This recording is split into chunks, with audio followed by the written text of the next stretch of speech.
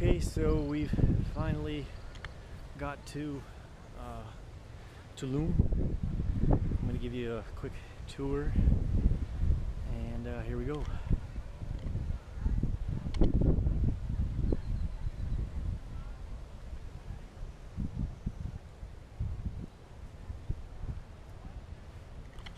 We got about 3 hours or less. Took forever to get in here, and we'll explore as much as possible.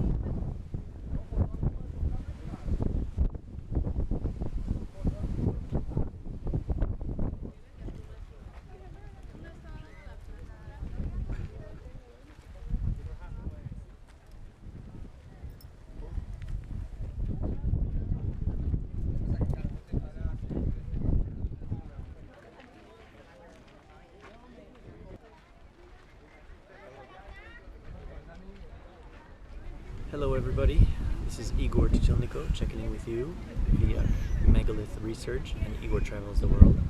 I'm here in Tulum in Mexico, and just got here, explored for about an hour and taken a quick break. It's really hot. A couple of things to tell you about the site. It's beautiful. It's located on the top of like a coastal hill almost, overlooking the entire ocean. Today is particularly windy, and they even closed the lower beach, which makes you wonder how this actually was a coastal community, if the weather is at all similar to how it is today. I cannot imagine any boats coming in, especially that there's one of the largest coral reefs, I think, that's located just a stone's throw away from the viewpoints. As you can see behind me, these buildings, the main observatory, the main structure is at the back there. Probably can't see it from this angle. Oh, maybe it's over there. I just found out from overhearing some of the other guides, again, I was not able to get a guide, that on certain days, the solstice, the equinox days, they specifically modeled these little tiny windows all throughout the structures, and even the larger windows, to take the light and angle it a certain way that it only comes through a certain hole, the same spot each year, which is pretty amazing. The Mayans, from what I've learned so far from 2 locations, were quite the astrologists and mathematicians. So my guide yesterday told me they figured out the location, how many planets are in our solar system, the respective location between each, all before Galileo, Copernicus. That's what he said, anyways. So it's quite interesting. This civilization had a lot to offer, though it seems more and more that they were destroying themselves much more before the Spanish came. The Spanish came and provided the death blow, but I think the initial kind of aspect of them destroying their culture happened far before that, with their constant wars, with them destroying the jungles, contaminating their sources of food and everything. So I don't know, it's a unique civilization compared to going to Egypt or further south to South America.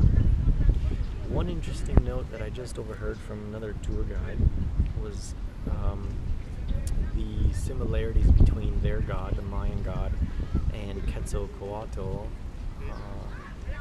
and she mentioned a few other names that I'm spacing out right now, but essentially the combination of the gods are just a carry on through each culture between the Aztecs, the Mayans. There's one more culture beginning with an M, I believe, that I can't remember, going down to the Inca. So they share a common theme, and then the name and the characters just changed, but the theme is always the same. So it's enough of me talking. I'm going to show you some more of the location, and then I head home. See you soon. Bye. So I just found out that right there and there are represented two babies upside down holding a cord of life, and then coming out of them is an umbilical cord. And down here is supposed to be the moon, which is represented as the mother, I guess. And the guide said that it represents the myth, their creation story, how they were created. Each corner has a face, one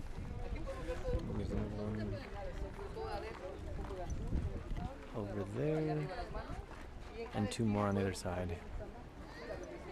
It says here that Venus, morning and evening star, gave Tulum its ancient name Zama, sunrise.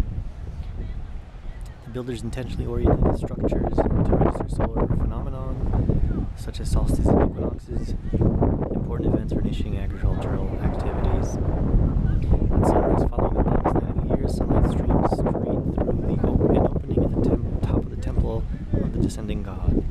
This phenomenon occurs at the time of the winter solstice.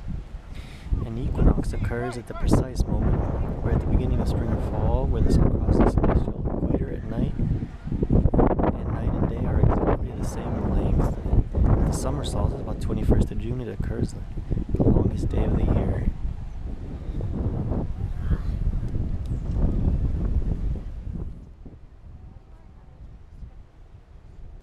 So I think what's interesting to note is that, again, they're using coral for the construction stone, which is obviously highly porous, especially in the windy, wet areas that we're in.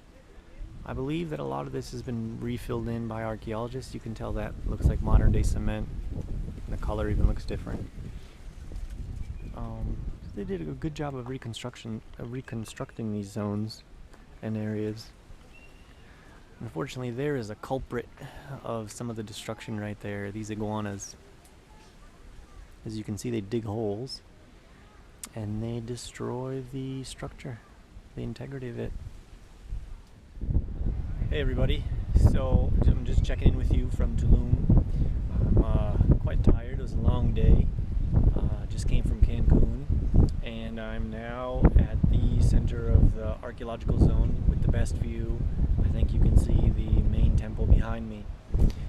Some interesting facts. So the Maya, when they were constructing these buildings, they often chose to align them with certain dates, such as the equinox or the winter-summer solstice, and that the light would come in a certain degree or angle through a certain window and illuminate things. Really quite interesting, especially that they could time it so it's the same time at the same location every year. Because, you know, without, I think, an advanced knowledge of astronomy, you probably couldn't do that as a regular person. So that was pretty interesting. The other thing we found out was that at the top of the temple there is a hole carved in the roof where, I believe on the winter solstice,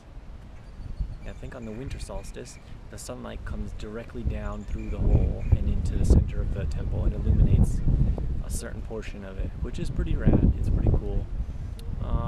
Okay, well, I've pretty much shown you the entire area of Tulum, so it's time to go home. Peace.